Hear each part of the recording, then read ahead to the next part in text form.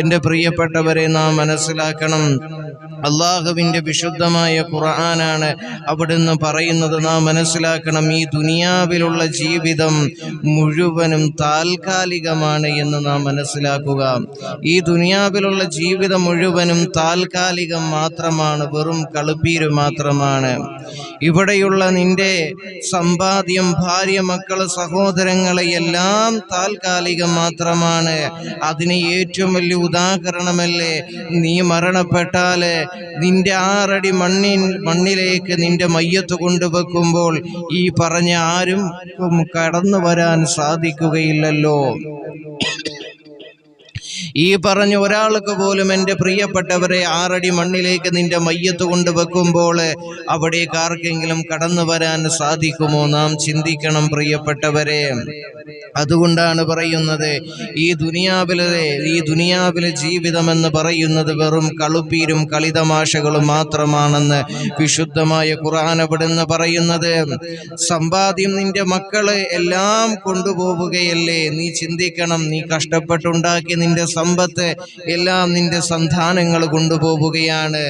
ഭാര്യ, നിന്റെ ഇണ കുറേ കാലം കഴിയുമ്പോൾ പതിയെ നിന്നെ മറന്നു തുടങ്ങും.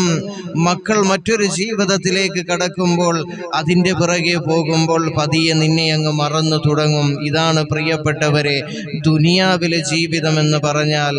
എന്നാൽ നീ സമ്പാദിച്ച നിന്റെ സമ്പത്തുണ്ടല്ലോ, ഭാര്യ, മക്കളെ എല്ലാം നിനക്ക് ഉപകാരപ്പെടും. ഇതെല്ലാം നല്ലതിനു വേണ്ടി ജീവിച്ചിരുന്ന സമയത്ത് നീ പ്രയോജനപ്പെടുത്തിയെങ്കിൽ, നിന്റെ ആയുസ് തീരുന്നതിന് മുമ്പ് തന്നെ നിന്റെ സമ്പാദ്യം കൊണ്ട് നീ മറ്റുള്ളവർക്ക് സാന്ത്വനമായാൽ, ഒരു പാവപ്പെട്ടവന്റെ കണ്ണുനീര് ഒപ്പിയാല്, നീ സമ്പാദിച്ച സമ്പാദ്യം കൊണ്ട് ഒരു നല്ല സ്വാലിഹായ ഒരു അമലായി അല്ലാഹു സുബ്ഹാനഹു വ തആല നിന്റെ സമ്പാദ്യം മുഴുവനും 6 അടി മണ്ണിലേക്ക് നിനക്ക് കൊണ്ടുപോകാനായിട്ട് അല്ലാഹു അതിനനുമതി തരും.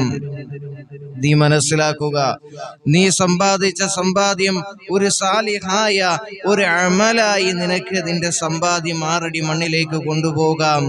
ഇതൊക്കെ നല്ലതിനു വേണ്ടി നീ ഉപയോഗിക്കുകയാണെങ്കിൽ,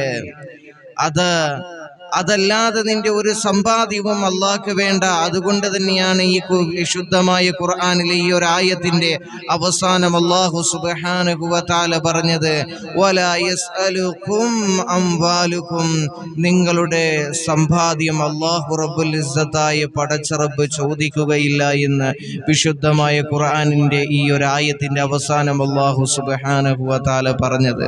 അല്ലാഹു മനസ്സിലാക്കാൻ തൗഫീഖ് തന്ന് അനുഗ്രഹിക്കുമാറാകട്ടെ.